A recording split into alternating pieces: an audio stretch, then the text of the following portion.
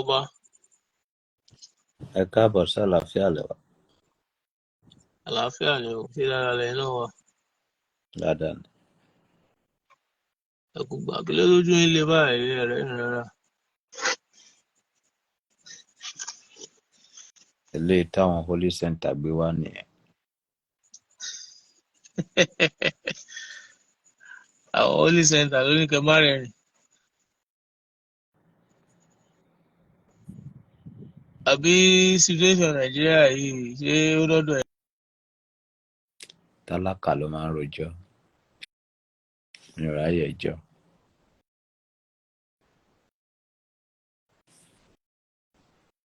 Tálákà ló máa ń rojọ́ pínpín.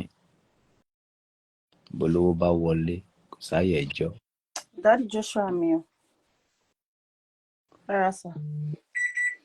How are you? Fine, thank you, sir. How you doing?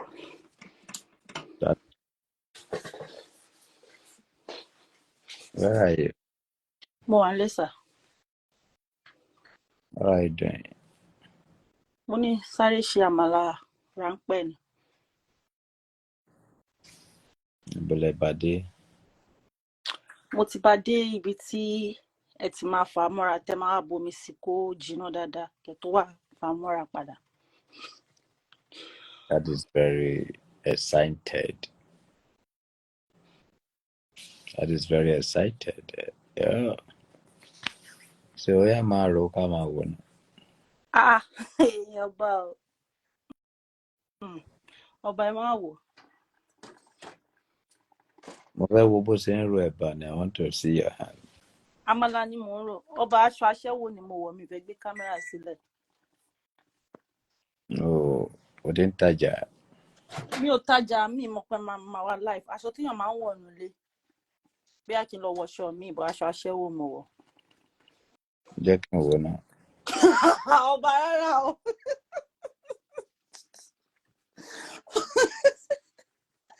Ọba máa wò.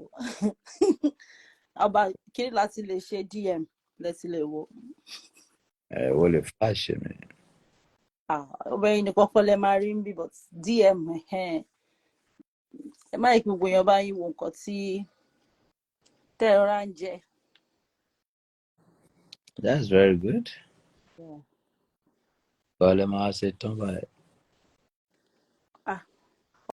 Ọba ó ti jiná báyẹn kí n kò fà á mọ́ra náà. That's very good according to the school opinion.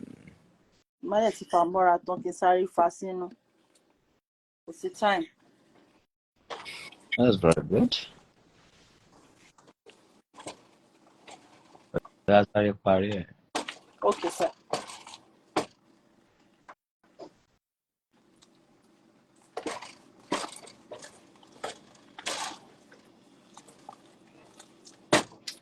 Ọba àwọn ìyàwó yín kì í sà.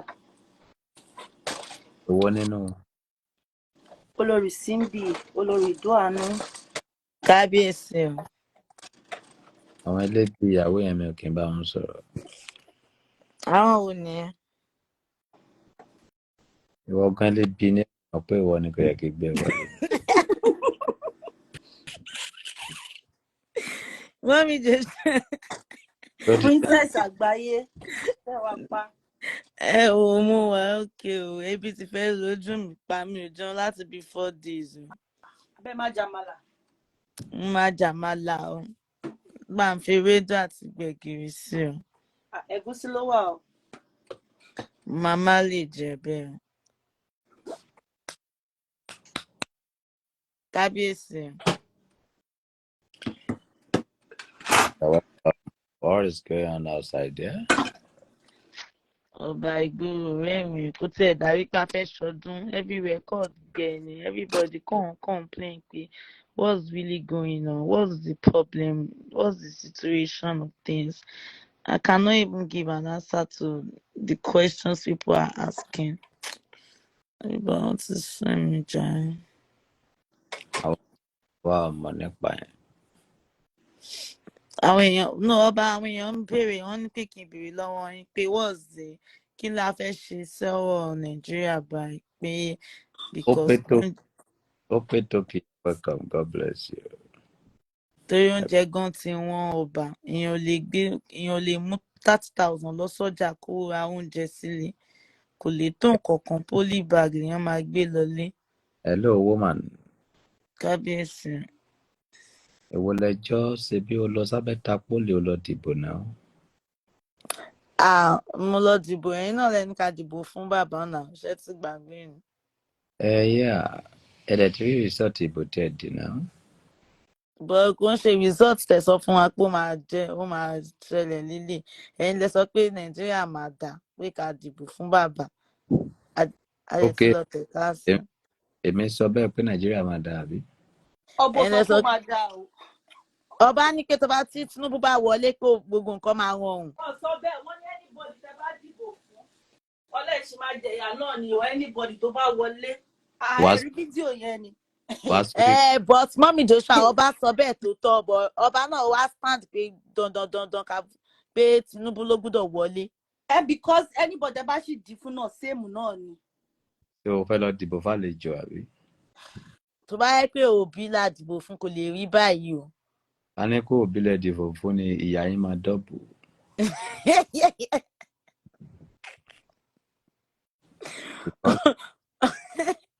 Ìyá yín máa dọ́bù gan ká ní pé Òbí lẹ dìbò fún. Ká ní pé ọba bá lẹ ṣe mọ̀ pé ìyá yẹn máa dọ́bù. ẹ ti bà ayé Nàìjíríà jẹ́ gan, ẹni tó máa tún ṣe wọn tí ì bí. Ẹni tó máa tún Nàìjíríà ṣe ó wà nínú oyún. Bóyá èmi mo máa lóyún ẹ̀ báyìí. ẹnìyẹn dẹ̀ gbọ́dọ̀ jẹ́ apànìyàn tó lè pa anybody ẹni àrò. Èmi ò lè bí apààyàn ẹjọ́ Ọlọ́run ń jẹ́ o. Apànìyàn ló lè tún Nàìjíríà ṣe, ẹni tó bá sán lórí tó burú jáyé járùn tó lè pa anybody ẹni àrò, àwọn tó lè tún Nàìjíríà ṣe ni. Yí nǹkan tí Mr. Olóyìn comment. Mi ò kí máa rí kọ́mẹ̀ntì àwọn tálákà.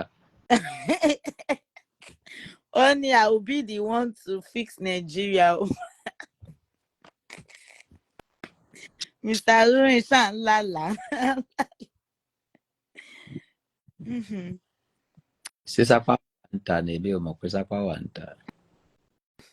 Ọba sápá ilé Promax ni o ṣe gbogbo sápá tá a máa ń pariwo sápá yẹn ilé ó dà pé ilé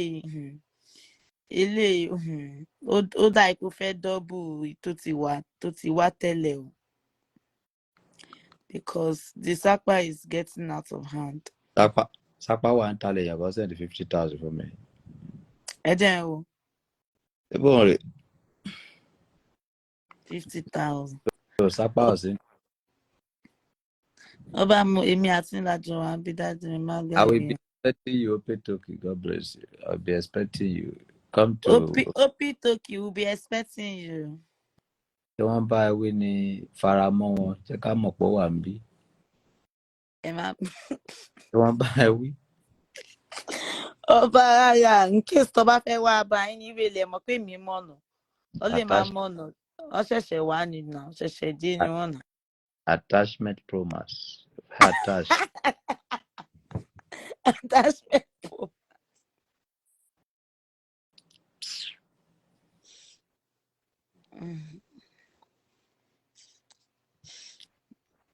Ìyá Dóṣà mo expect àmàlà tẹ̀sán. Èmi máa ti ń jẹun tèmi. Àforí ẹ̀ Promax táwa báyìí. Kábíyèsí o so kí lẹ wá fi lọ mí pé ṣé mo máa jẹun Ìyá Dóṣà. Àṣẹ àbíámọ́ máa ń jẹun bẹ́ẹ̀ yẹn ẹ kàn ń jẹun ẹ tiẹ̀ bèè pé ọmọ yín o ọ̀gá dáàdì mi dáàdì.